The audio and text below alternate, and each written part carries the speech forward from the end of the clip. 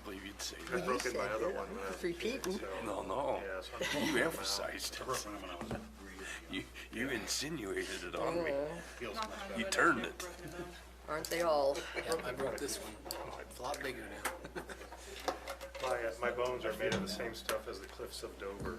Why you'd even want Are it. we ready, Gary? You know, that place has got problems. All set? All set? Hey, we're recording, we haven't played yet. You should have prayed. Got shit on the agenda. He doesn't. It does. It's on there, I see it. We're like,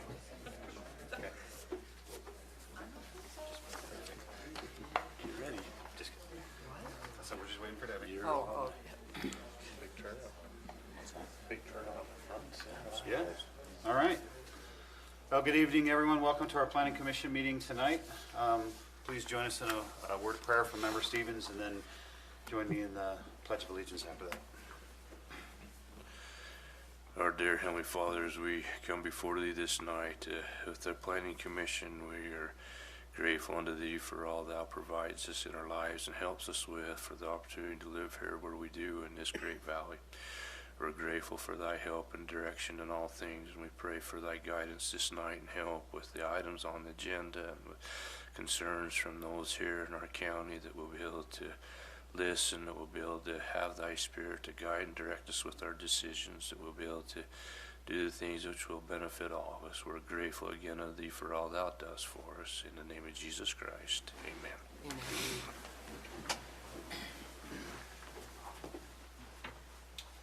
I pledge allegiance to the flag of the United States of America and to the republic for which it stands, one nation, under God, indivisible, with liberty and justice for all.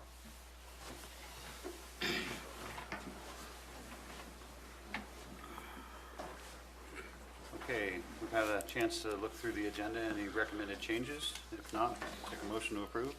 So moved. All those in favor? Hi. Okay, any declarations of or conflict of interest for anything on the agenda by any members of the Planning Commission? No, having heard none. We're going to move on to a period of public comment. We do have a public hearing scheduled for item number 6, the Airport Code Amendment, which is the next item on the agenda. But for everything else on the agenda tonight, there is no public hearing scheduled. I always assume that nobody's ever been to one of these things before, so hopefully that's a good assumption. So I try and explain what we're about to do.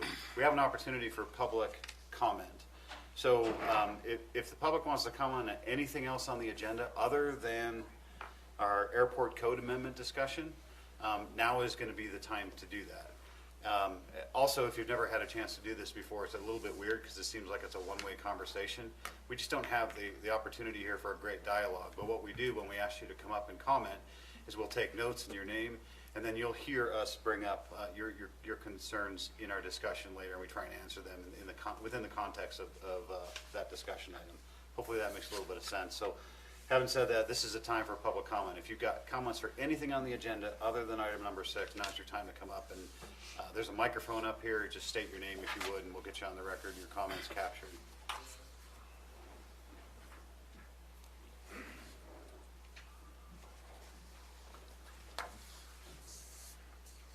It's flat. It's very deceiving. Is this well? Yeah. My name's Rich Thomason. I live in the Highland subdivision in Mountain Green on Weaver Drive. I have 7 opinions, concerns, observations I'd like to express regarding the proposed subdivision going in there. The first one, in my opinion, I feel like the lot sizes in the proposed subdivision should be a similar size as the adjacent neighborhood lots. This will help ensure that property values remain consistent of the existing neighborhoods. Second, I feel like covenants should be established requiring the homes built in the new subdivision to be of similar size with similar exteriors and landscaping as the adjacent subdivisions. Consideration should be given to the night sky. This means that no street lamps should be allowed in the new subdivision, which is consistent with the rest of the neighborhood. In addition to that, I feel like covenants should be established limiting exterior lighting and the use of socket lights in any of the homes built in there to help preserve the night sky for the existing neighbors. I feel construction activities should be limited by county ordinance to Monday through Friday from 8 a.m. to 5 p.m. with no holidays. This would help preserve the peace and tranquility of the existing neighborhood. Consideration should be given to the impact on the existing roads that the construction activities will have upon our neighborhood roads and the cost that's associated with that. Number 6, consideration should be given to the increased traffic on Highland Drive and Weaver Drive, since Highland Drive is the primary egress to the neighborhoods.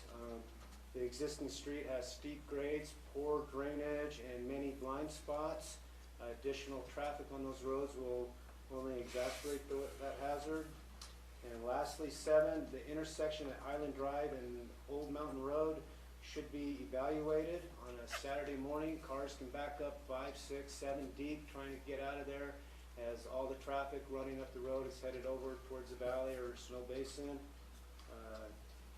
Perhaps this would be a time to discuss a roundabout or a traffic signal or an interchange or something to mitigate that problem. Thank you for your time. Thank you. Anyone else for public comment? No? Still considering? You're fine. Yeah, so my name is John Red, and I'm here for item 8 Okay. on the agenda. We had been talking with Lance Evans about some of the code, and he said it would be brought up tonight. The coding, the county code, the way that it's listed, will allow for centers to help people who are either handicapped or elderly, with the exception of alcoholism and drug addiction. And the code is not consistent with the American with Disabilities Act and the Fair Housing Act. And so we have provided Lance with a lot of information along those lines. And what we're hoping to do is just work with the county to figure out how to get a treatment center or get a place where we can help people and get the code to be compliant with that. Are you going to be here? I know we don't normally have this, but I just want to see if you're going to be here for that work session. Yeah. Okay. Yeah, I just didn't know if now is the time or not. No, it is. So- It's good to get it on the record, but since it's a work session, we'll have some time to kind Okay. of maybe dialogue when it gets quiet. Sorry, new to this. No, that's Okay. totally fine. Thank I'm you. glad you came up. Thank you. Yeah. Perfect. Anyone else? Public comment tonight? No? All right, haven't seen no one else. We're going to go out of public comment and move on to item number 6 on our agenda. Okay, how's our new pattern going to work if there's no applicant? Okay. So here, we're ready to hear from the applicant then.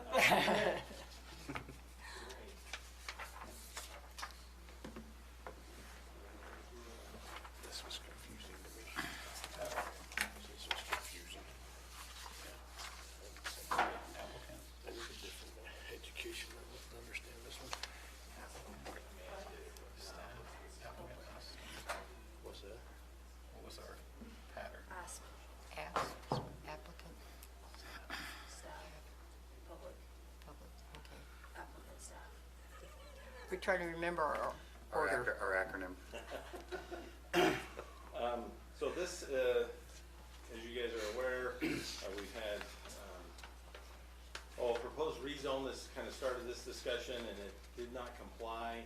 You recommended denial of rezone to the county commission because it did not comply with the airport code overlay zone, section 85H4. And so a code amendment was instigated by the county commission to modify the language and the restrictions on rezones in the airport overlay zone.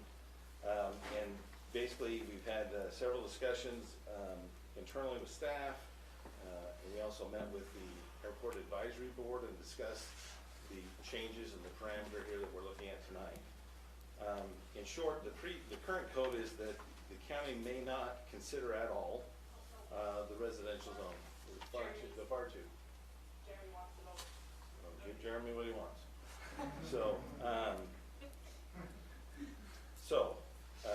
The current code is you may not consider a rezone if it's in that airport overlay zone. There was suggested language by the county commission, and you'll see it here in 85H, but we're basically saying that any residential zoning to a materially from single-family residential to multifamily residential density that was approved in the place and the effective date thereof would be the change. And then also there would be a restriction to not more than 1 acre in size. So it couldn't change the type of housing. If it was single family, it would stay single family, but the lot size could shrink. And then the other thing is that the proposed rezone could not be more than 1 acre in size to be considered in the airport overlay. So, and going back in this whole discussion, we looked at, how many places is it possible that you can get this type of rezone? There were some concerns about at the very end of the airport overlay where you're out over the, I can't remember which gravel pit, I'm drawing a blank. Steger Parsons. Parsons, it's Parsons again. It's Parsons pit. So that will eventually redevelop, and that would be under this. That would be dealt with differently though. So this would just be that rezones could be considered in the airport overlay if they were staying in very similar use, although the density could increase, and then it would only be 1 acre in size. I'll leave it at that. No more than 1 acre. No more than 1 acre. We also did a work session on this as well. We had this discussion at the planning commission. Sorry, yeah. Yeah. But it's to a more dense concentration than RR5. So you could rezone more ground if it's not more dense than RR5. Right? Or, Any residential rezoning of an area more than 1 acre in size. to a more dense concentration. You gotta read the whole section, sorry, Right. I didn't deliver this very well. So the restriction is that the county will, future petitions for rezones in A will not be favorably considered. Right. If, and then if you jump down to the one you're talking about at number 3, beneath the approach surfaces extending from the outer boundaries of the established area, subsection A of this section, and out to 5,000 feet, any residential rezoning of an area more than 1 acre in size to a dense concentration more than RR5 So you could rezone to RR5 under will that. not be No. favorably considered. So if it's more than an acre and to a density higher than RR5, It can't be considered. shall not be favorably considered. So you can Say go that from right. RR10 to RR5 is kind of what For this. more than it, yes, that's what Chris is saying. Can you go from A20 to RR5? Yes. You just can't go to a more, if it's a more than RR5, and if it's over an acre, well, let's set What- aside the size. If it's more than, if you. That's where it's getting I'm trying to confusing. track. It will not be favorably considered if it's to a more dense concentration than RR5. So if it's over RR5, it can't be approved. When you say More over, dense. More dense, and let's say more dense than RR. So like RR1 would You not can't be go to approved. RR1. Okay. Unless it's less than an acre. But then the thing, Unless it's less than an acre. That's No. exactly right. So we're 120. but you can Oh, be at 1 acre if you do a cluster type thing that moves you out of the thing, but some of the ground's still in it. Just RR5. Is that with the RR5 or is Yeah. that for RR1? And then we don't allow clusters, so why, here we have something in our code we cannot do. How much land, we'll have to put the map up, I think, in a minute, after we hear from the public, but how much additional land could even be considered other than the existing stuff that's there? Is there a lot of A20 There are left? very few places that you could do it. Between Old Highway and the freeway, there's some A20. Is there? Yes. Well, that Where one's there. that pit is, I didn't realize that was still in there. The, the Holly pit. Holly The- did, that's it. Okay, but it's- there you go. yeah, It's Parsons. owned by a Steger Park. So the Holly Staker. pit would be included, but they would, But but there- not really. There's some Not ag really, ground not- too. Holly pit Barney wouldn't be in Brown. this. Yeah, but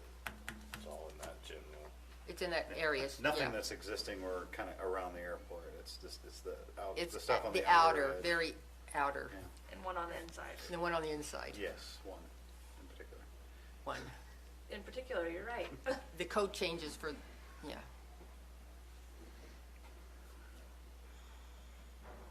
Okay, I need another rundown. I feel like it was Anybody that pretty, can give it to you. you're supposed to be the guy. Okay. Well, we've heard from the applicant, now we can hear from staff. Yep. Okay. Less than 1 acre, what's the rule? Can't do it. It may be considered if it's a materially Similar similar home. use. Okay. More than 1 acre May not be considered. at all. Well, will not be favorably considered. Unless it's What are our RR5. consideration points? Well, look, the only change we're talking about though, the current code is, it will be not be favorably considered if it's going to more dense concentration than RR5, and shall only be approved if the proposal clusters the home constant locations outside of the approach surface. But that's the current code. We're not changing the current code. The change there is, if it's under 1 acre in size, it may be favorably considered. And how do we decide that? What are the It's still considerations that rezoned. have to be checked? No, it's a legislative act, in the state of Utah, legislative act. You guys just get to make up your criteria for doing it because it's legislative. Okay, There are no standards that they have to meet. okay. Still the clustering, do we leave it in there in hopes that we'll eventually allow clustering? Well, and I know maybe we disagree on this, but we do allow clustering through the development agreement.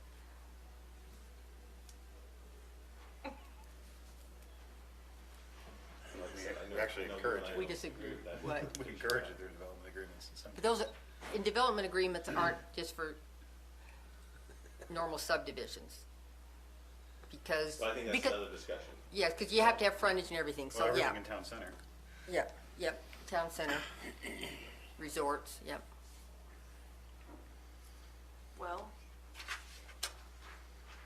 So Lance, if I've got an A20, I'm most likely above 1 acre, so I could only go to RR5 as the densest.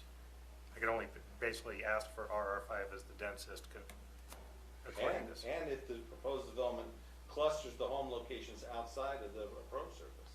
And so But- about the only oh. people that would be under 1 acre are I see. That's people good. who already have lots that are built on. Are there any like vacant 0.97 acre lots out there? I don't think so. Put your open space. So I mean, I think, because I think the original around outside. case that brought this to light was when they wanted to subdivide that one lot. She's probably Correct. grandfather's been Correct. around, you know. Okay, so I mean, I think all we're looking at is like if somebody wants to With their- split a or- Yes. or 1.5 or 2 acre lot, that's the only thing that this is changing. Am I correct on that? But like your home. Okay. There are some additional things on the fringes that might fall into it, but Because there are some, it's not near the densely populated area right now anyway, so. Actually, a 1.5 or 2 acre lot wouldn't even fall in under this because it'd already be too big. So it'd have to be like a 0.98 acre lot that you're trying to put a second house on or something. Okay. can we bring up the overlay? Sure. Sorry, we had Please. kind of two discussions there, but.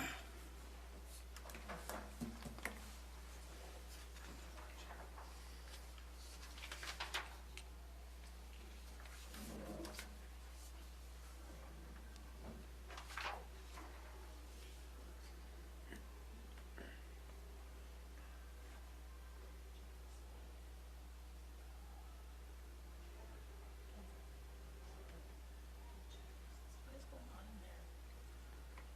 Is there like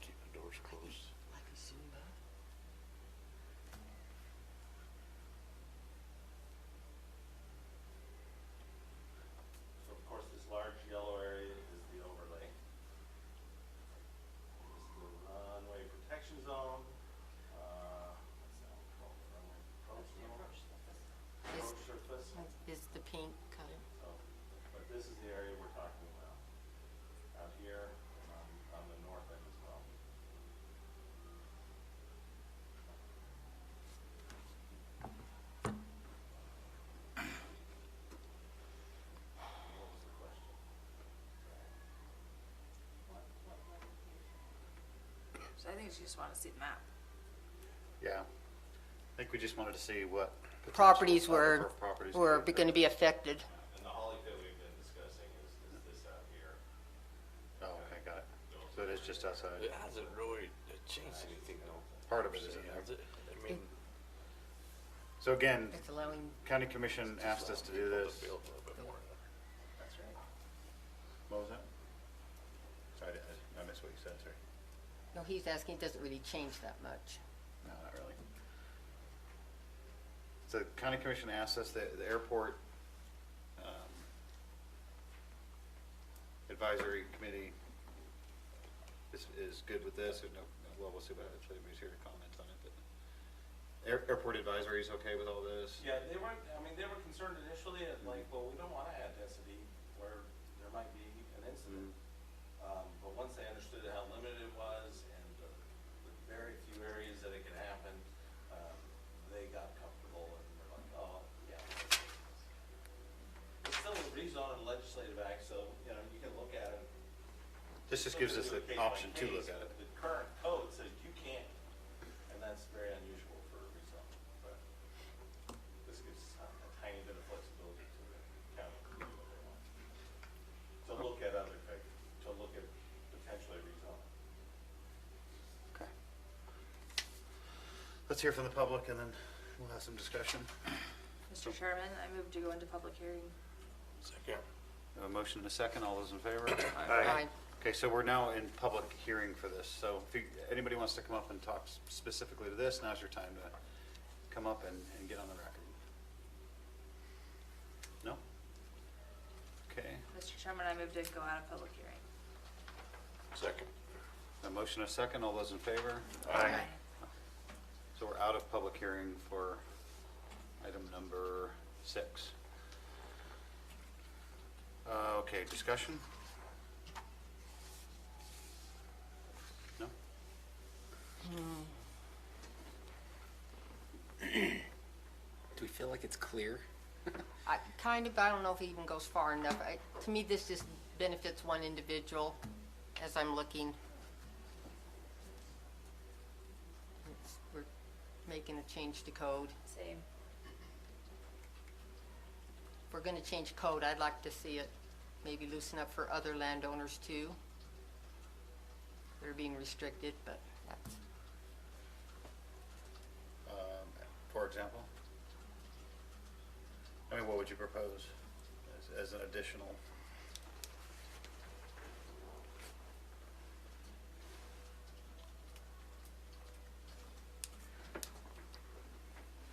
it just, to allow more flexibility, not be so rigid, because there's some property owners that are not out of the approach surface, so they can't even cluster outside.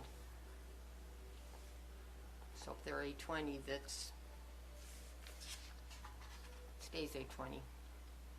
So And it's at the outer reaches.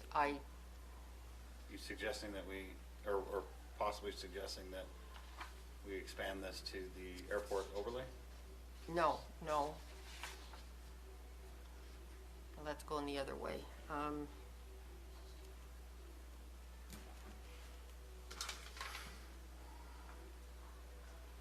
I would just like this looser wording that rezones may be considered, but that's fine. But you have to go with what the airport's telling you too, right?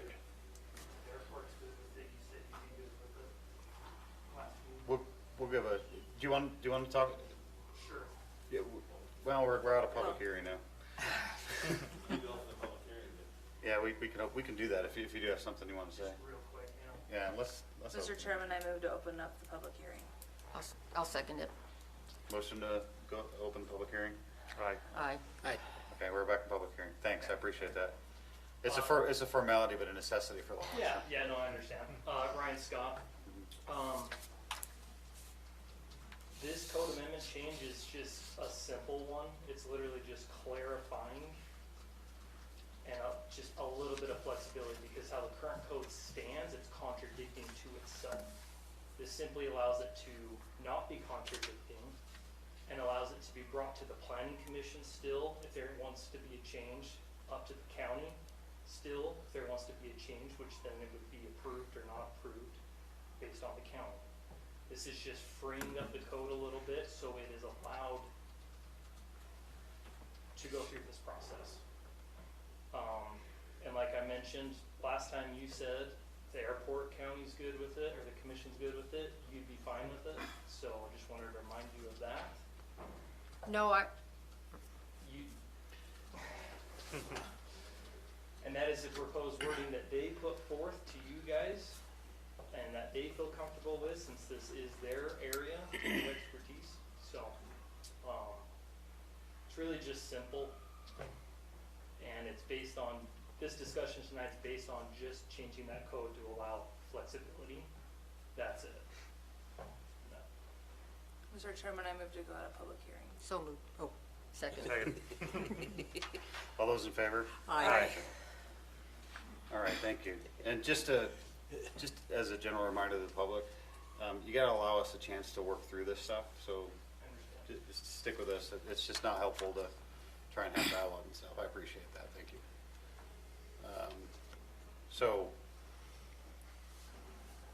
I understand what you're saying. I'm just curious how we can get it, what would be a proposal to capture what you're saying? But basically what I hear you saying is, hey, look, we're doing this is a lot of work for one person. Doesn't, in my opinion, doesn't mean we shouldn't do it. No, no. But we're already here, we've already expended the resources and all that. If it's the right thing to do, let's do it. That's my opinion, but I understand what you're saying is, hey, as long as we're here, let's widen the scope a little bit and see if there's something else that we can't capture. Is that what I hear you saying? Yes, and this was brought to us by the county commission. Correct. This is what they want. Right. Doesn't mean we have to. Because of one We like it. application. Sure. Correct. No, I understand I understand your point. It doesn't really clarify anything. It just allows an individual to be able to rezone their property. Okay. But I also heard you said that if we're gonna do it, Right, but I don't think that is what the county wants. I see. So, just my opinion. Okay. So we're only worried about the area that's overlaid with pink right now, correct? Mhm. Okay. I mean, were you wanting it to be more expansive and do the whole airport overlay, or, I mean, it might be something that we could do later this year? No, I was just looking at the approach surface for the landowners underneath it. I see your point, as long as we're here. But what can you do without having the airport with it? I mean, that's part of what you're fighting against, right? Or am I not understanding this right? Well, the airport's with this. They were for this.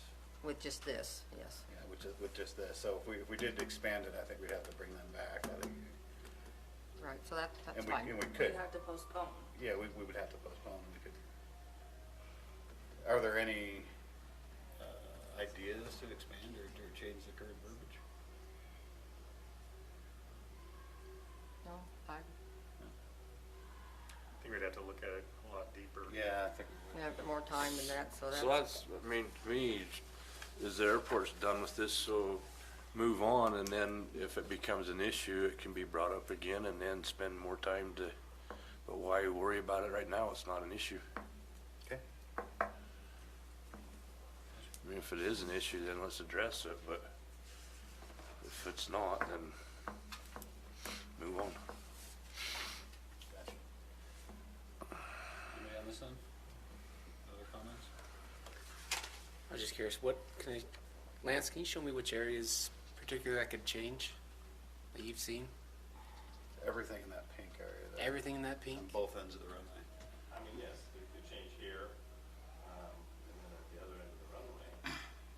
But if you look at the other end of the runway, you can see that we now have the lake here.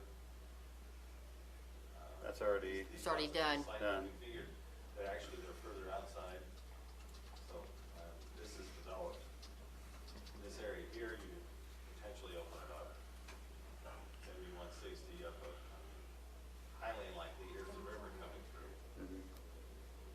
It's over in, Browning, isn't it? so it's very difficult to do it on this end, and similarly, on the other end, there's just a couple spots. And is this a decision or a recommendation? Condition. Because the front says decision. They always say decision, yeah. Decision to recommend, right? I said I recommend approval, I think. It's our decision. It's a decision what we do. Oh, you've got the motions. Okay.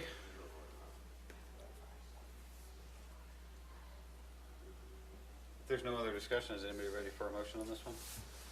Mr. Chairman, I move to recommend denial to the County Commission for the revision of Morgan County Code Section 8-5H-4 to amend the language to allow for flexibility in the potential approval of rezoning property in the airport overlay zone. Okay, does anybody want to second that? I'll second it for discussion. More discussion if necessary. Okay, we have a discussion for second, or a second for discussion, so more discussion on this here. What do you want to discuss? Hey, did you? No, I already said my stuff. I feel like the only reason that we're talking about this is because of one application. Okay, Would you be, One spot in the county is the reason that we're talking about this. And if we start changing rules for one spot, how many more other one spots are we changing rules for?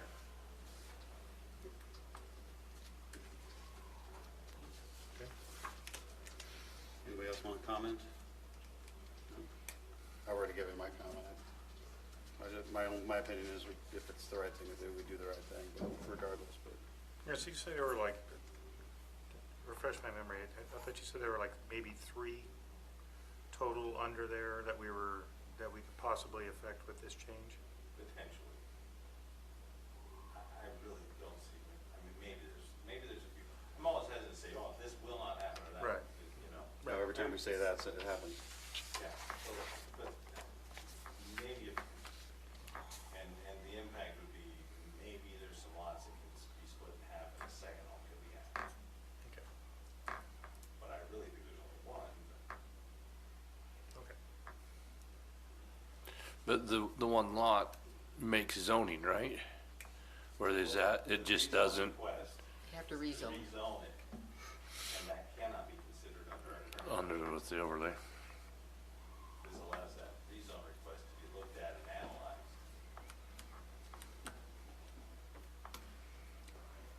Okay, any other discussion? I'll just say I agree with Haley. I think she's right. Having said that, the county commission has asked us to look at this. Kind of a done deal in my opinion anyway, so.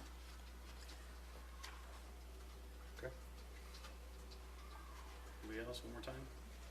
Okay, we have a motion and a second to recommend denial. All those in favor of that motion? Aye. Aye. All those opposed? Nay. Okay, ayes have it, motion fails. Mr. Chairman, Yes? I move to recommend approval to the county commission for the revision of Morgan County Code Section 8-5H-4 to amend the language to allow for flexibility in the potential approval of rezoning property in the airport overlay zone based on the text and findings listed in the staff report dated January 27, 2022. Okay. A motion to forward a positive recommendation. Do we have a second for that one? Yeah, I'll second it. Okay, we have a motion and a second. Any need for any further discussion? All those in favor of that motion? Aye. The 4 or 3? I was in favor of it. In favor. Motion passes.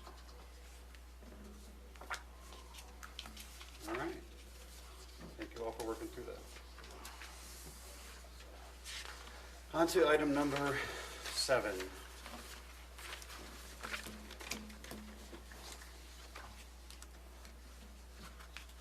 All right, so we will,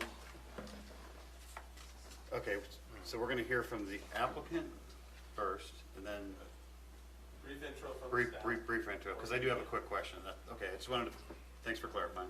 So brief intro from staff. And then we'll let the applicant present their application. I would just ask, when you do this, just for the public's benefit, to emphasize what concept means, just so we understand where we're at on the overall roadmap. Because I never understood it. Barely do. So briefly, and we're trying to follow kind of a new standard, but this is an application for, and I have in the staff report 22, it's 21 single-family homes, lots in the Shady Creek area, which is between Weaver Drive on the west and Highland Drive on the east, Woodland Drive to the north. It's zone R120, and future land use map is consistent with that with village low density. Let's see. This is a concept plan.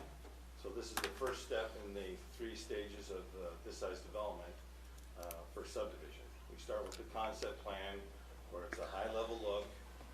Are the lots configured in a good way? Can we get access to them? Is there buildable areas? Just as a general look. Then, and you recommend, because it's over 8 units, it goes to the county commission, and they make the final determination. You make a recommendation to them.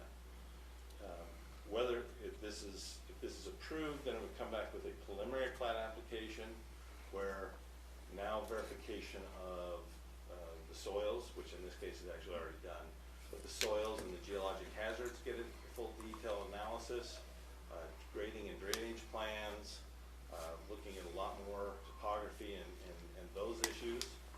As I say, this development actually has had that work done, but that generally comes at the preliminary plat. Also, a preliminary plat's where we say they have to provide a will serve letter from the utility companies.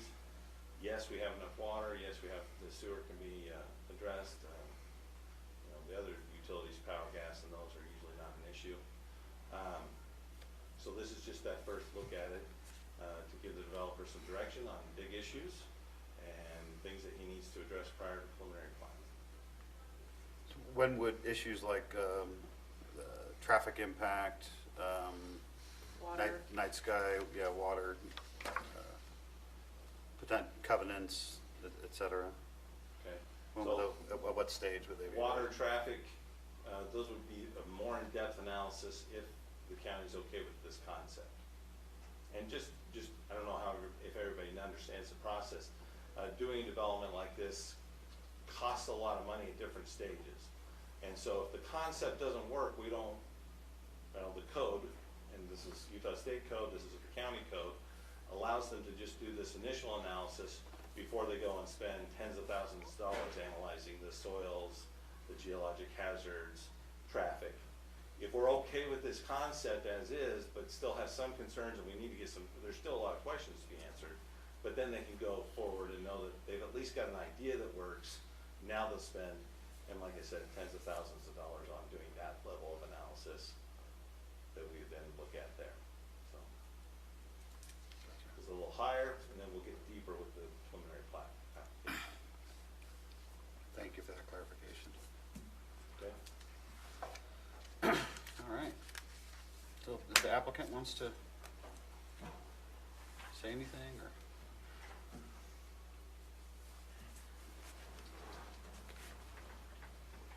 Bart Smith from Mountain Green.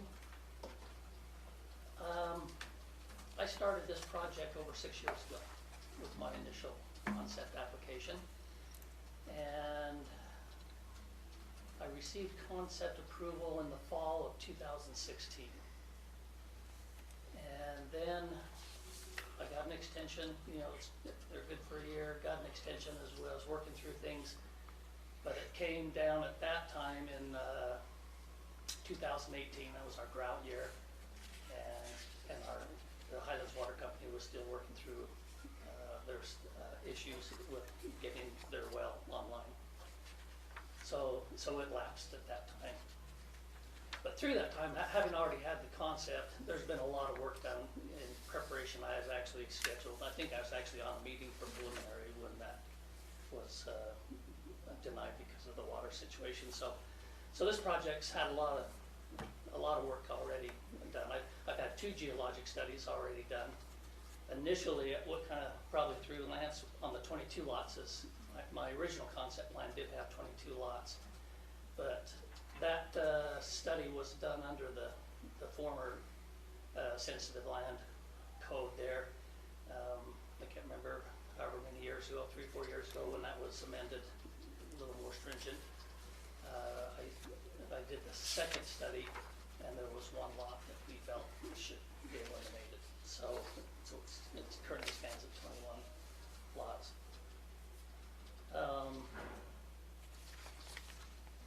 I think, I say with the geology study already done, I've had a hydrology study because it does have stream. Yeah, there's kind of a stream that comes down Gordon Creek, and there's another one that comes through there. You can see there's the streams that come through the lots, and then there's a stream on that side. So quite a few of the lots will have streams, but Hanson Allen Luce engineering firm done that hydrology study and got all that determined that no issues in the 100-year floodplain. Those are all things to be reviewed at preliminary, I understand, with the concept. Maybe just quickly to address what Mr. Thomason has kind of brought up in public comment. The lot sizes, they're minimum ½ acre, same as the surrounding subdivision, Woodland Heights, that I developed back in 2004. The covenants will be the exact same covenant, same size, structures. It basically, in essence, would be like a second phase to the Woodland Heights. So as far as building, what's going to be built there, very similar won't be. If anything, I would say probably the homes being built there will be actually larger than the existing homes around it.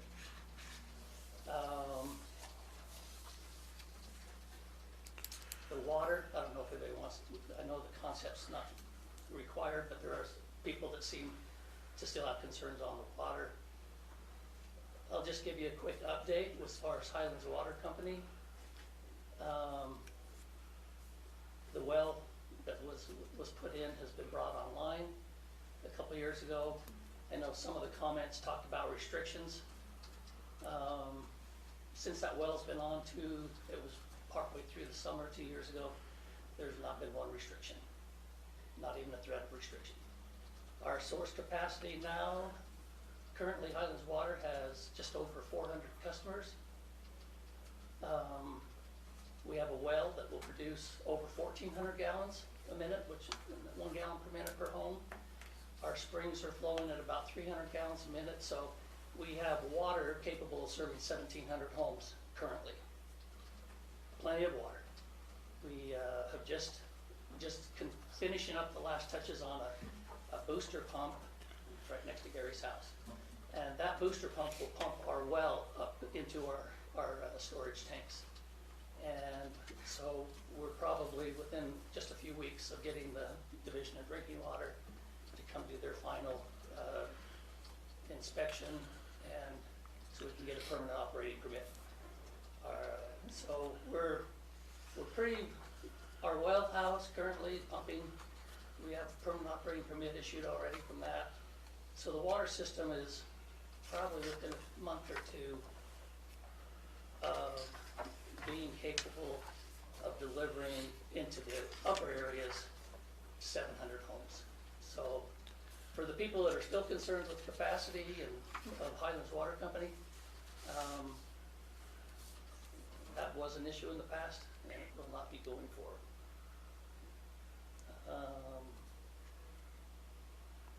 Traffic, I don't know what to say about traffic. It is what it is. We have 2-lane roads all throughout the county. We have put in 21 homes. There'll probably be a few more cars, but I don't think it's going to be anything that creates any issues. Can I ask you a quick question about that? Is the old highway down there, is that still that's still UDOT, right? Yes, yeah, that is. So UDOT would be responsible for, would they be responsible for making any adjustments if they need to for traffic flow, or? I think they would. That's probably, I'm sure that's how it would have to be addressed. They'd probably have to do their studies as far as the numbers. And, I suffer the same thing on the other end. You know, the bottom of Whisper Ridge is the same thing. yeah. So I would imagine UDOT would have to come and make a determination to widening the road or putting a turn lane or something in there, so people, because I see people backed up by the Highlands all the time too. It's the same as me getting here tonight. It's the same thing, you know. Yeah, certain times of the day, it's definitely, Yeah. with the growth, it's getting hard. Yeah, I mean, there was a day when we never even had to hardly wait, but probably until the interchange is put in, Old Highway will probably have traffic that we're gonna have to wait for. But, as far as concept, all those, you know, everything's, like I say, I feel everything's in place. Like I say, I already had a concept, so I know it's, you know, all the lots are buildable. When you look at the area, I've kept all the lots purposely off of any slopes. So all those building envelopes are either down in the creek bottom, down on the bedrock. Oh, except for, this is a ridge that comes down through there. Those lots sit on top of the ridge, so I'm trying to stay away from where any lots would be cut into a hillside, so, which we've pretty much been able to do. Any questions? I have a question. Well, first the comment, we'll need, according to our code, we need permission from the county commission to approve the double-sided lots. Our code does not allow them unless approved, so that will have to come. So And- I'll probably I'd like to recommend that a condition, just that they approve the double-sided lots, frontage lots.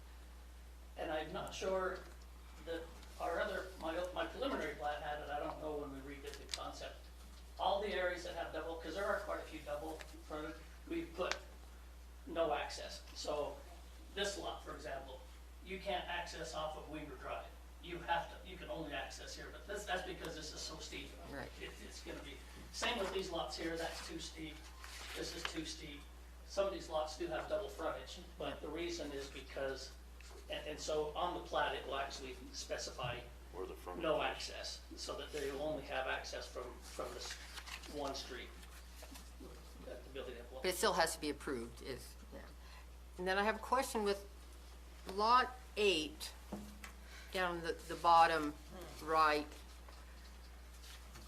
Is the frontage off the cul-de-sac? Yes, this is the lot That, the frontage you're gonna count is off off of this cul-de-sac, cul-de-sac? with a driveway that comes back around the point of this hill. So that sits back around. And also, I'd like that, the width at the 30-foot setback, verified that is 100 feet on the curve there, and, well, the drawings we have, it's hard to, I believe code says in an R120, in a cul-de-sac, the cul-de-sac is 70 feet. it's 50 feet of frontage, but the lot width at the 30-foot setback needs to be the 100 feet. Oh, at the 30-foot setback. Yeah, and that just needs to be verified. It's Hard to see using a ruler on a map. well, especially on a curve. Yeah, especially with the curve. Yeah. Just wanted to verify that it's wide enough there.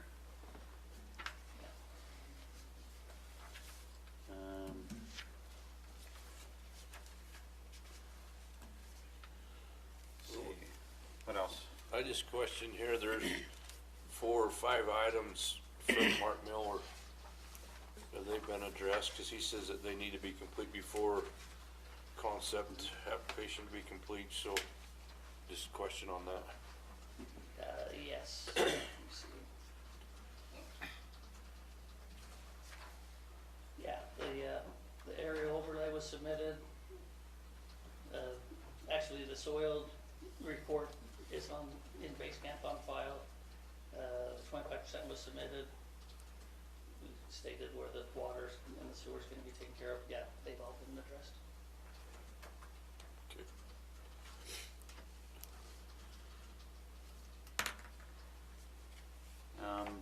Same thing for Mountain Green Fire, any issues with anything that they've? His was more for after concept, weren't they? Really? Yeah, it looks that Yeah. way, but His was more of reference to help him in the future. I just wanted to see if you had any concerns or anything with No, and I think Enabled the to meet. biggest thing would be the specs on these so there's also a driveway that comes into this site that's set back a few hundred feet.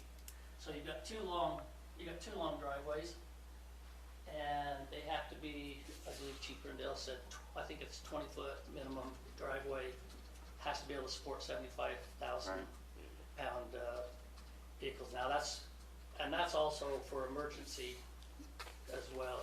That would be, as far as like ambulance as well as fire equipment.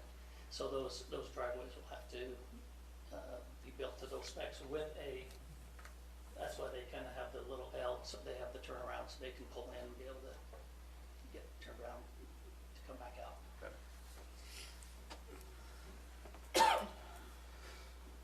All right, any other questions for the applicant? I just have a personal question. I was curious, how deep is your well, Bart? How far down did you have to go? I think we were 120 feet. The water table down in the field, so this would be behind the bank, out probably closer to the freeway, probably just west of the rest stop area there. But I think we only went to 120 just to get down to a good depth. Usually if you dig about 5 feet, you're getting water out there in that field. When they tested that well, it pumped over 2,000 gallons a minute. And so it's a good well, a lot of water down there. Dwayne Johnson drilled a well about 300 feet away from us after ours was in. They tested his, they pumped over 3,000 gallons a minute for 72 hours. Our well dropped 1 foot, was all. So when you hear about the scarcity of water, if you get in the right spot and as long as the water's managed properly, I think Mountain Green has plenty of water for any amount of growth that will ever happen. It's just getting the water from the well, maybe up on the mountainside. So, a lot of water there. That, in particular, that aquifer right at the lowest part of the canyon down there, right at the bottom, Old Highway Road, that whole area right there is. Just like it's almost an underground lake right there from the canyon up. I have one question. The Shady Creek Lane comes down, is that what we call a hammerhead? Or Well, actually, kind of change these. I think Shady Creek Lane's gonna be here. This Oh. one, yeah, and so from the last concept, originally I was gonna cross over the stream and put the cul-de-sac over on that side. But we eliminated the lot, so it doesn't need to do that. And they call that a Y. And it actually fit into the lay of the land, to where we didn't have to go so wide and worry about trying to cut into any hillsides, any slopes on either side. So that was just changed from the last concept to this concept. It just fit in better. okay. Any other questions?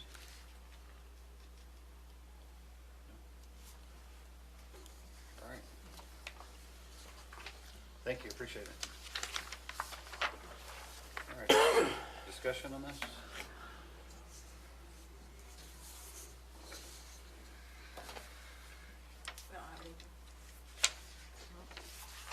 Any I discussion? don't know if it was brought up, but we do have a dark skies ordinance in place now, correct?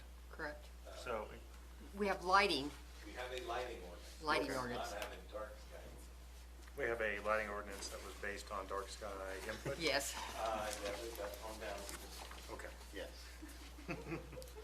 Yes, We that's, have lighting restrictions. Yes. yeah, that's a good thing, as long as everybody's here to know that we spent a lot of time putting a lighting ordinance in place that was somewhat consistent with dark sky. But does limit a lot of the things that were discussed tonight. So that means no street lights, that kind of stuff. Unless it has to be. But anyway, anything else? If not, take a motion? Mr. Chair, I move to recommend approval to the County Commission for the Shady Creek Estate Subdivision Concept Plan, application 21.062, allowing for a 21 lot subdivision of land located at approximately 5700 West Woodland Drive, based on the findings with the conditions listed in the staff report dated January 27th, 2022, with the following conditions. Number 4, that the county commission approve the double frontage lots. And number 5, that the width at the 30-foot setback for lot 8 be verified.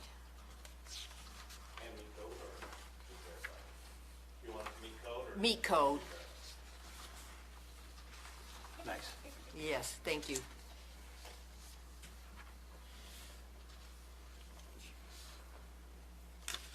Okay, we have a motion with 2 additional conditions. Do we have a second for that motion? I'll second it. We have a second? All those in favor of the motion? Aye. Motion passes.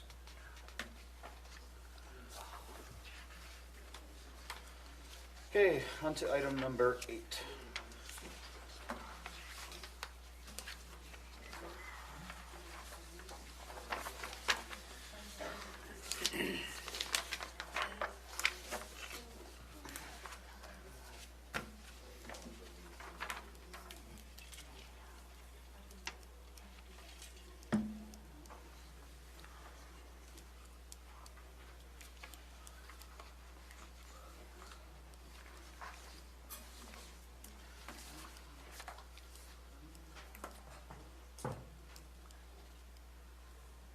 All right, so we had an inquiry about, as Mr. Red kind of alluded to a minute ago, about amending Morgan County Code to allow for residential treatment centers, facilities, that would include alcohol and drug abuse,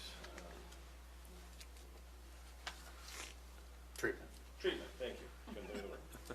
They would include that, and as stated, right currently, it is specifically not allowed in the code. The code says no person who is being treated for alcoholism or drug abuse may be placed in a residential facility for handicapped persons. That is under section 898 of the code, and it is actually titled Handicapped Residential Facilities in Areas Zoned Exclusively for Single-Family Dwellings. So as I put together this packet, this is the recommendation there. I'll just walk through this. We got some information from the concerned citizen, and they gave us a bunch of information. I just inserted their information here for you to read. There's no point in me regurgitating it. That kind of points out a lot of the issues. I think it's clear that Morgan County needs to decide how we want to address these types of facilities and what we want to allow. There are some concerns about our current code. But going back through it after the packet was out, looking at that section was exclusively for single-family dwellings. And I just want to call out, I'm not exactly sure what that means. Well, My, aren't residential treatment centers like not single-family dwellings? Yes, they're not. They're not. The only thing I could think of is this was in the code for if you wanted to put a residential facility, care facility. In an apartment? Well, there's 2 separate ones. One's for exclusively single-family, and the What other is for zone do we have single-family. that's exclusively for single-family dwellings? We have That's- residential zoning that has permitted and non-permitted uses. that Yeah. was my point. We don't Yeah. have any exclusively single-family dwelling zones. All No. of our zones allow for single-family and other uses. Right. Schools, churches, that type of thing. So this wouldn't apply for any So I don't restrictions. know where that That would apply. section, Um, that part of the code. Correct. Anyway, so I just wanted to call out that We that's have- a very specific section. Yeah. we have the elderly residential facilities in areas zoned exclusively for single-family dwellings as well. I think actually 895, excuse me, residential facilities for handicapped persons talks about just exactly that. And it has three criteria: that is occupied on a 24-hour daily basis by 8 or fewer handicapped persons in a family type arrangement under the supervision of a house, family, or manager. It conforms with the applicable standards of the Department of Human Services, and it's operated under contract with that department. There's that provision there, and I'll let Mr. Red talk more about what their facility is and all that. I bring all this up because I think there's more than just one sentence we might want to fix in this ordinance as we're going forward. I don't think handicapped is the correct term. I would say Well, that's why I kind of Disabilities. Like, are we considering people with alcohol and drug abuse issues handicapped? They're disabled. Are they, according to, what is it, the ADA? The Utah State Code defines disability. There's two of them, but it's means a physical or mental impairment that substantially limits one or more person's major life activities, including a person having a record of such impairment or being regarded as having such an impairment. Well, I just really cleared it up for me. It does not include, and part B of that state code is it does not include the current illegal use of or addiction to any federally controlled substance. So I think if you read state code, you'd say, well, that's, alcoholism isn't there. So anyway, it is a difficult and complex issue, is the reason I'm going down. So, I- sorry, No, go ahead. what zone would this go in? That's what I'm struggling with. I don't understand. It's I mean, permitted use in some zones, right? All Is that- zones. Yeah. Well, it's a C3 in the residential. Treatment zone. centers, but So not alcohol and Well, drugs. okay, and going back to our code, a handicapped residential facility, I think I'm saying that right, is a C3 use in all zones, in all residential zones.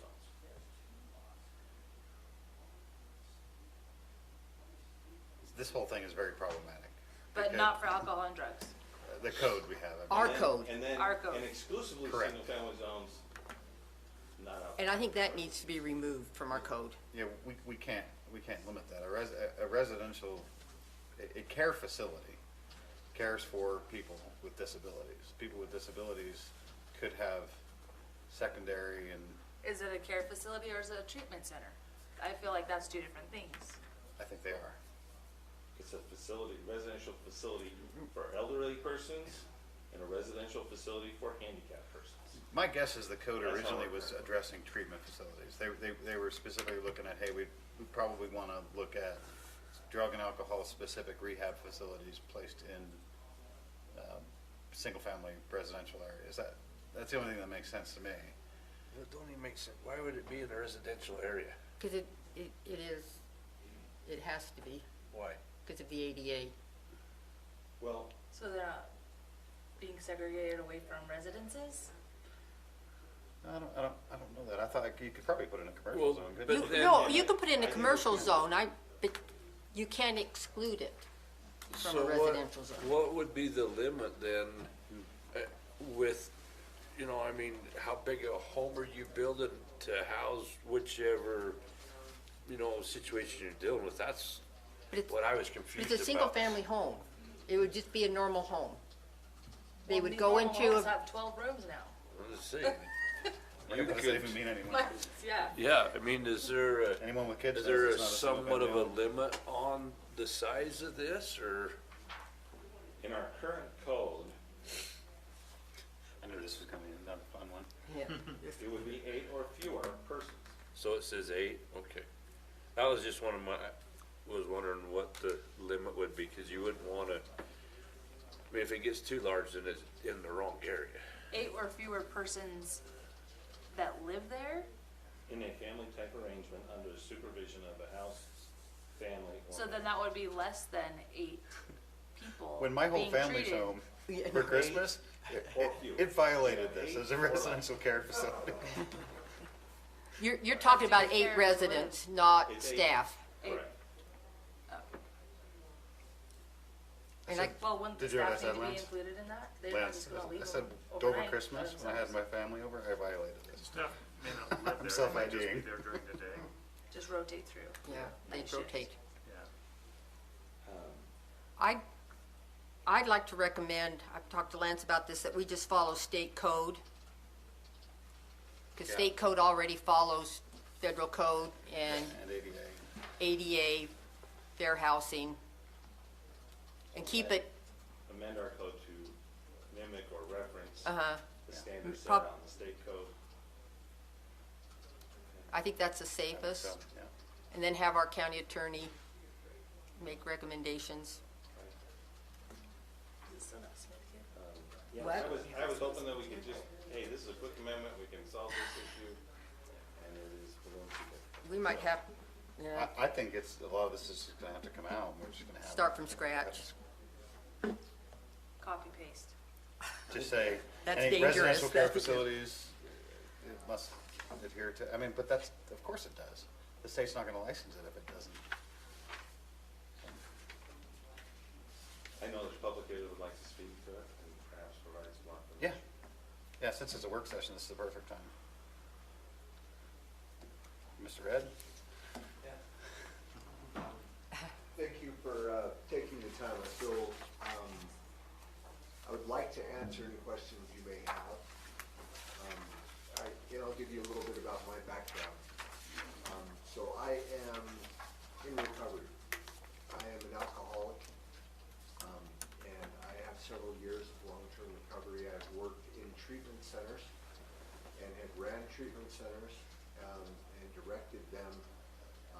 Around here? One up in Eden, Which one? Spirit Mountain. I know, Recovery. okay, I knew you were from somewhere. Okay. Yeah, so I was. I've been in recovery, I've been involved with recovery. Yeah, on the things. other end. Yeah, I serve up the Genesis Project in Oh. Ogden, so, tremendous. yeah, so. Yeah. Yeah, I've been around for a long time, Women's Retreat Center, we had, we operated out of there for quite some time. And Yeah. Anyway, I knew you looked familiar, I couldn't figure out. Yeah, so I have, I've worked in recovery for a little while, and Ryan has purchased a home, and the hope is that we're able to bring residents in, and we've got a good track record of being in residential, like neighborhoods, without disrupting the neighborhood. What we're really looking to do is just get a safe place for people to heal.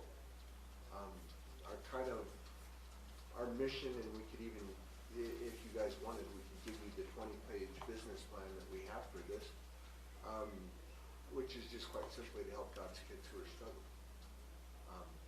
And what Ryan and I have both been given kind of a new lease at this life. And what it's hard for me to discuss this without getting a little emotional, but what we want to do is give it back. I have a degree in psychology. I've been to the Graduate School of Social Work at the University of Utah. I've got an MBA from Brigham Young University. I was diagnosed with stage 4 cancer in 2003, and I was put on OxyContin. And my world spiraled to a place that I didn't think I was returning from. And I had so I went to a place called Renaissance Ranch, which is a place in a residential treatment area.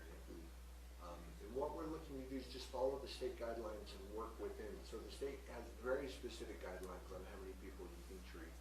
It comes in, there's not a way to get a state license unless you're safe, unless they've got everything figured out for you. And so what we applied for was a business license, and we applied for the business license on October 25th, recognizing that there would be a process because of the code, because we looked at the code. And we thought it may be possible to get a fair and reasonable accommodation, and if not, if we've got to change the code, we feel like this is what we can do. But quite candidly, what we're hoping to do is like serve your constituents. We're I can answer any questions. That's such a high level and a little bit about who I am. But I can answer any questions you guys have, to the best of my ability, and if I don't have the answer, I can get it for you. How does the state limit the number of residents? So it's based on bedrooms and bedroom size. And so what it is it's got to be a certain amount of square feet in the bedroom per resident, and the room has to be so wide and so, so what you're looking at is generally in a group treatment environment, you're generally looking the sweet spot of about 12 to 18 people, or 12 to 8 people, sorry. 12 to 8, not 18, for it to be most effective. And so but the state will come through and we'll check fire codes, we'll check everything else to make sure it's safe, and then they determine how many residents will be there. And it's whatever the house will accommodate safely and the square footage of the house and everything else. What about staff ratio? Does the state determine that? Well, so the staff ratio, there's certain aspects that determine the staff ratio. So you'll need to have a doctor, you'll need to have licensed clinicians. You also need to have 24-hour peer support. So there will always be somebody at a residential treatment facility monitoring what's going on and monitoring what's happening there. And so as long as it's a residential treatment facility, there will, even the grave shift, depending upon how many people are there, may require 2 people. And that's generally when people are asleep.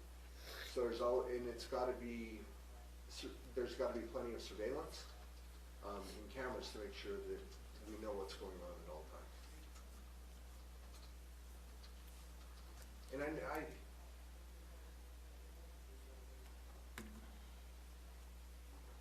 don't know how to say this. I know this isn't like the comfortable conversation because nobody really wants one in their neighborhood.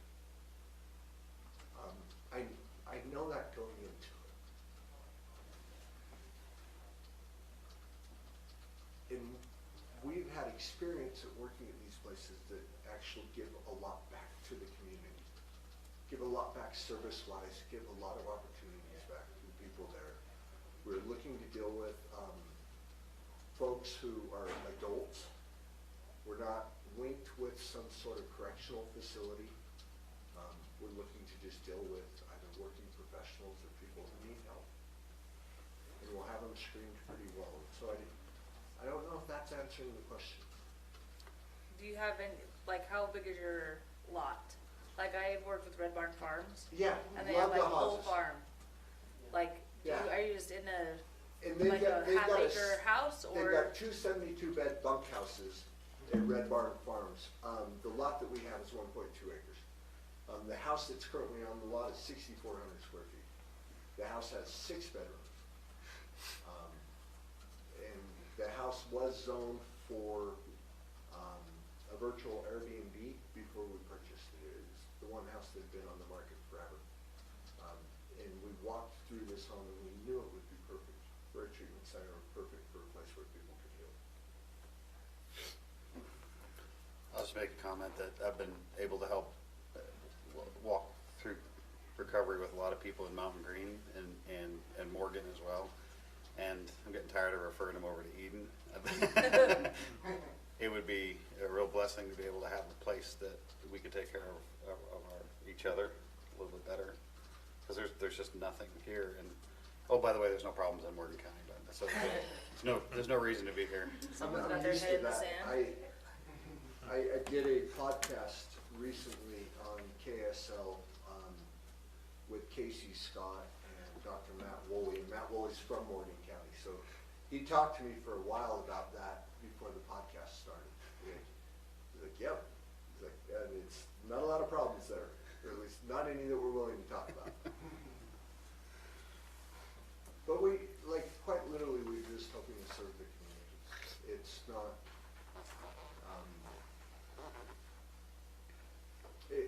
when I tell you we're looking to help God's kids who are struggling, that's really what we're after.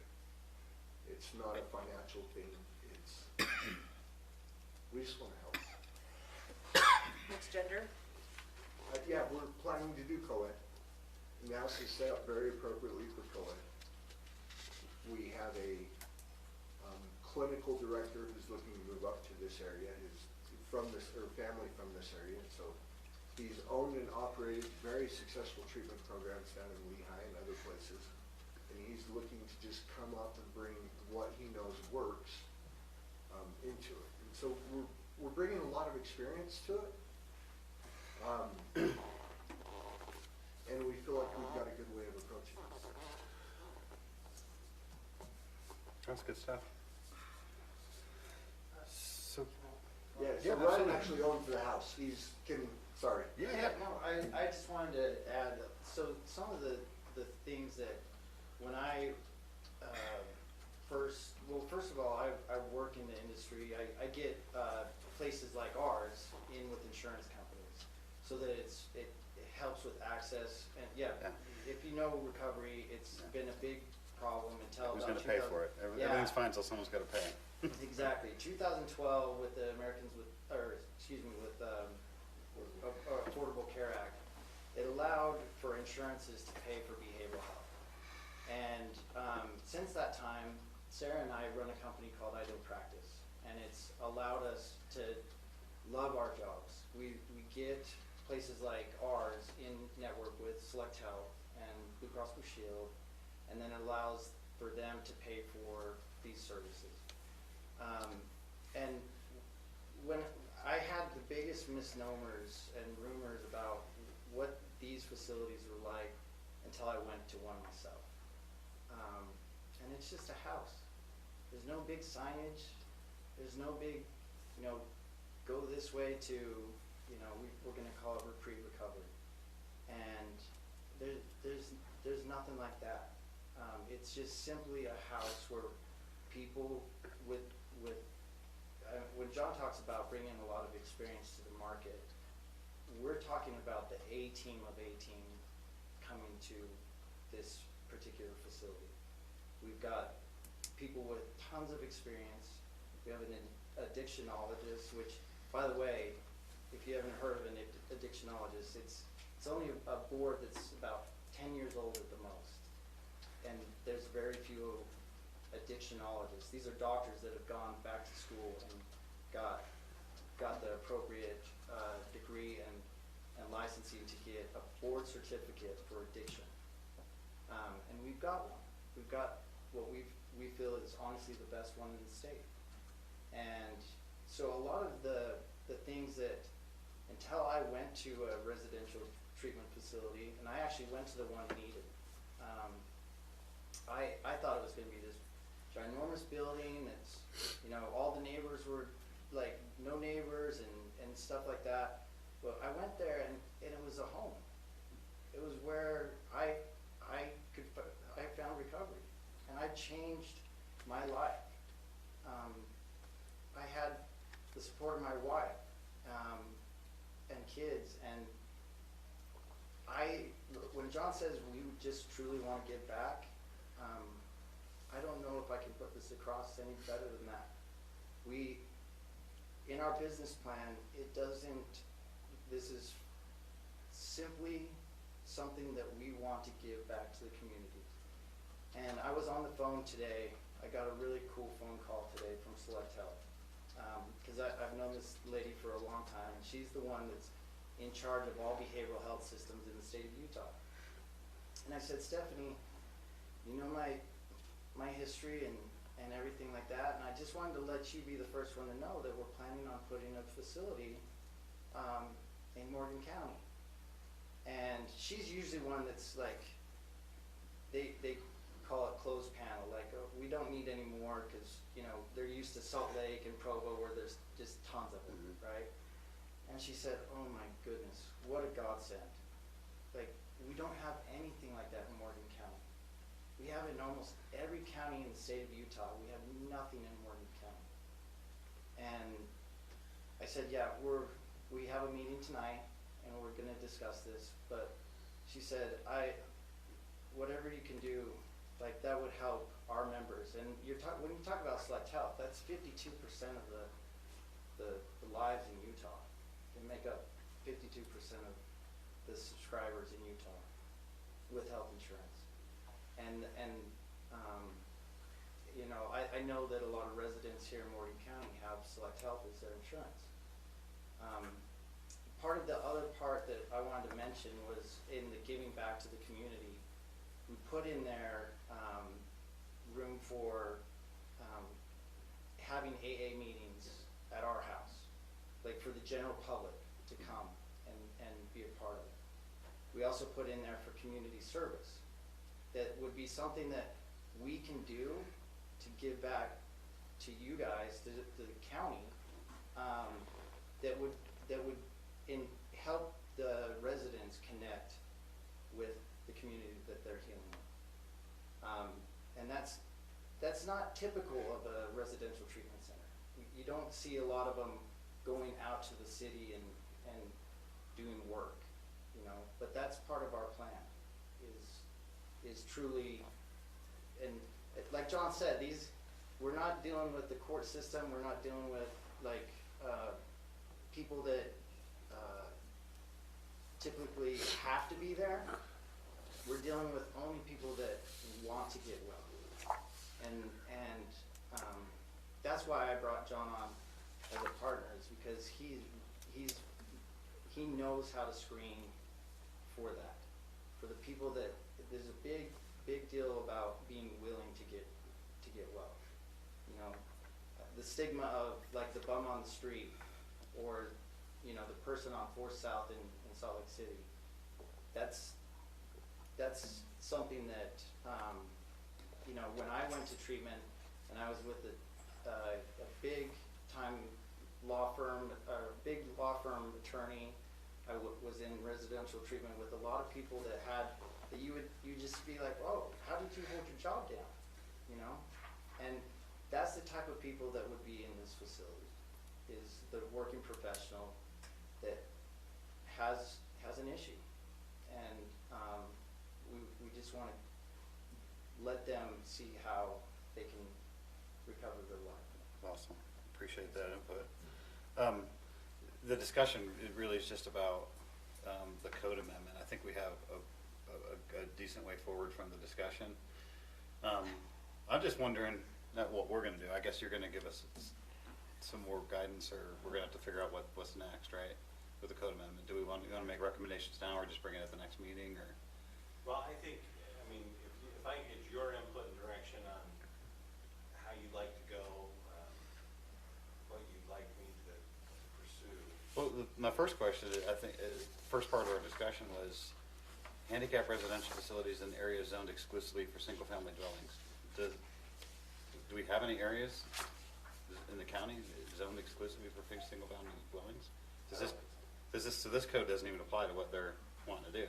Well, I don't think that, yeah, I don't think the code, I don't see how the code lines up. No, we definitely need to clean the code up. But my first question before we even started the discussion was, what problem we're trying to solve? Yeah, duh, right? I've said that before, right? So what's our problem? So there's kind of two things. The code is problematic. Antiquated. Yes. But I'm not sure it applies to anything that conversations you're already having with them. I think they're two separate things. Not that we don't really appreciate it. I just don't.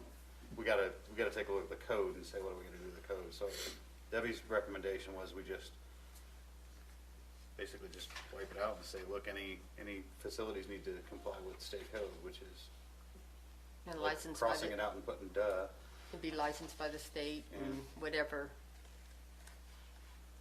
Well, based on what I'm hearing is, let's take this section, chapter 9, about residential facilities, and modify it to reflect compliance with state code standards. Just a very simple And that's couple what we- sentences or whatever. Maybe this whole thing as written goes away. Yeah. Go to that. That's what I think. Sound good? What about the elderly persons? Leave those sections or fix those too while we're, Oh, yeah. I don't want to get sidetracked, but I'd also, well, I don't know, we have to. at least Well, look I'll at try it? and break it down and see if we can do just the treatment Okay. facility first. And then deal with Overlai. want to make a conditional use though, for things like parking, signage, that type of stuff? Well, then we just have to look at the use table, right? But again, this would may or may not necessarily even apply to what they're doing. This is just for future. Because right now, what is it right now? C3. What is it in their zone right now? C3. Oh, so it's already C3. So if they wanted to do this, it's gonna be a conditional use permit, and you're gonna have to come before us with the plan, and we can apply conditions. I was just gonna say, so Debbie and I were talking about this earlier. I appreciate where we're coming from on conditional uses and going to broader, just land use law in Utah especially. Conditional uses they're dwindling, they're saying don't do them. It's an allowed use, and it's just an opportunity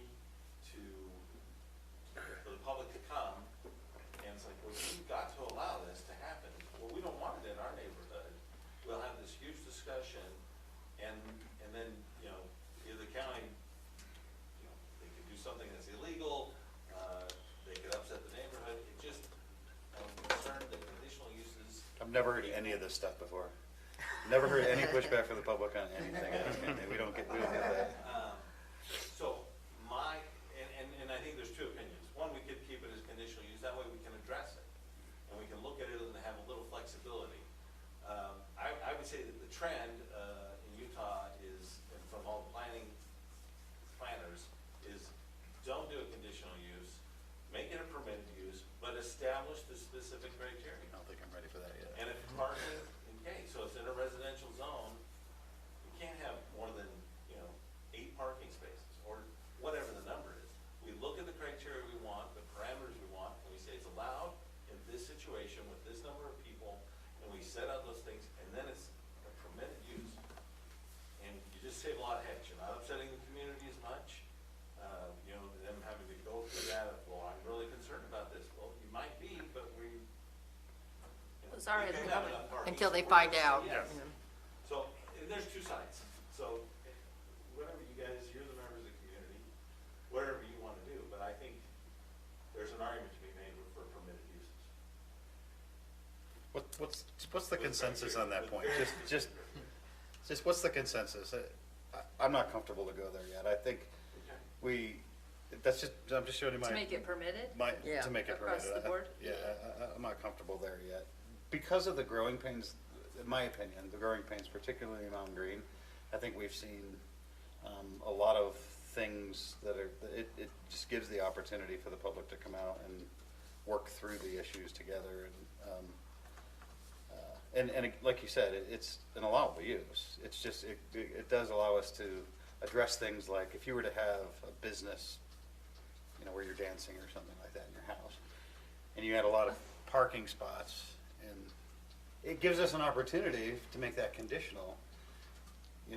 That would be an example of, maybe we should be able to apply conditions, because it doesn't make sense in this particular case for parking. But that's my And a take. C3 all the way to the county commission. No. No, C2, probably. Well, but I think that stuff like that, once you come back with it, then you can start addressing Yeah. where your condition limit is. Well, we could set out some criteria to still be a conditional use. Yeah. I mean, we could do a hybrid. With some standards, yeah. Yeah, you could do some standards initially in the code, and then anything else would be conditional. But again, this may or may not apply to what they're doing now, because the code right now, by the time we get the code changed, they may already apply under. Why, yeah. And it doesn't sound like we could put a limit on residents, because that would be allowed by the state Yeah, based on number of rooms. Square footage. so it's gonna be very high level, whatever it is. Our concerns would only be, if you're doing something other than residential, just make sure that you're minimizing the impact on neighbors, so parking, noise. Kind of like what we do for home business Yeah, type exactly. stuff. Like the company that was selling fabric online from their house. Very strict conditions on the neighbors. Very exciting what we do. I was gonna add one thing, with that particular house, there's a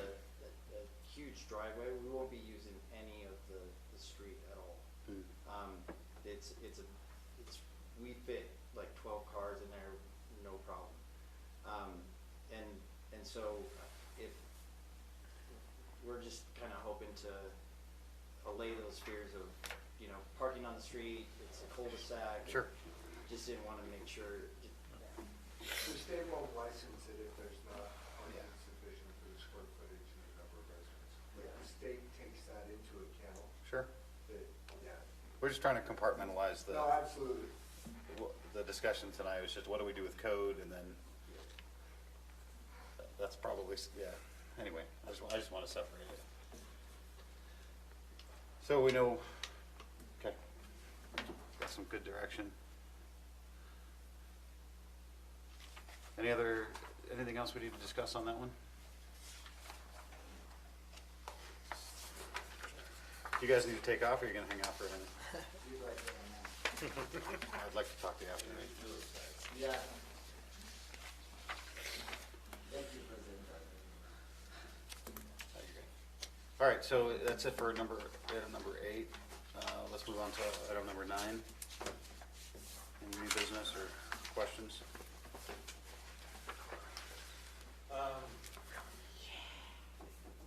Nothing in particular, I think we talked about it. I'm gonna be here next Tuesday. We don't really, do we need to talk about? Okay. We're having some preliminary discussions. I guess we'll say it this way, Yeah. that yes, we are getting some applications on commercial development in Mountain Green.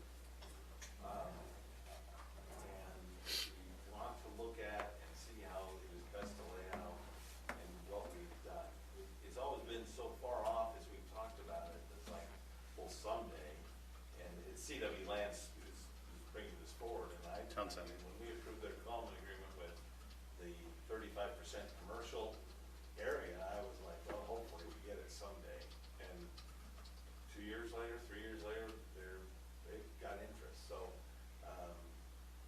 so there's some potential coming, and we're going to start with some high-level discussions of with the property owner of just what do we want to see.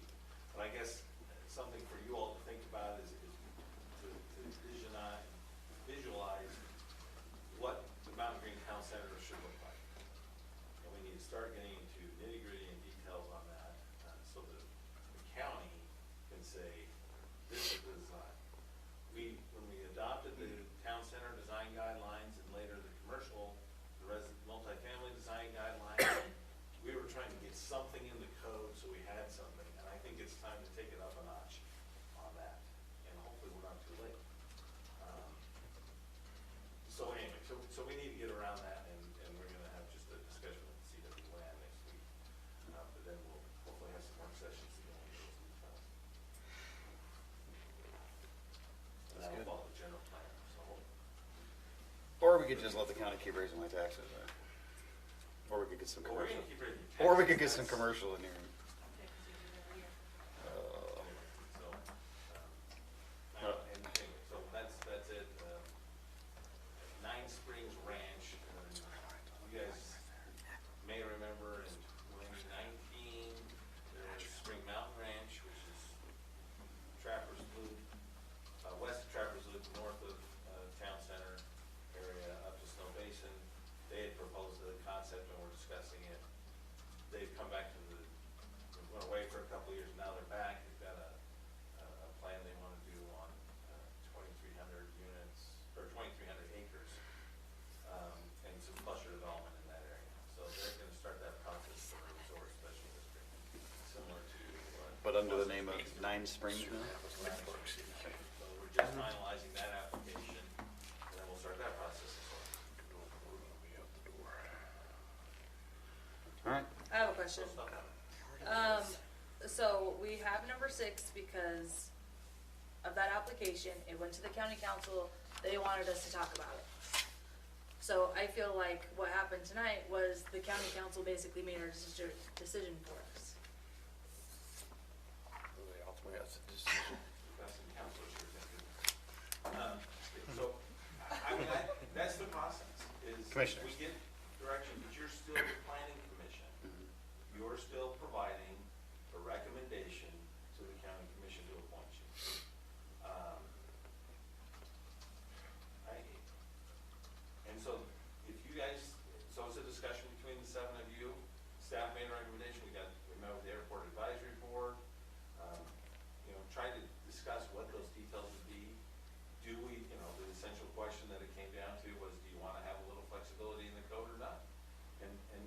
there's a difference of opinion there, and that's okay.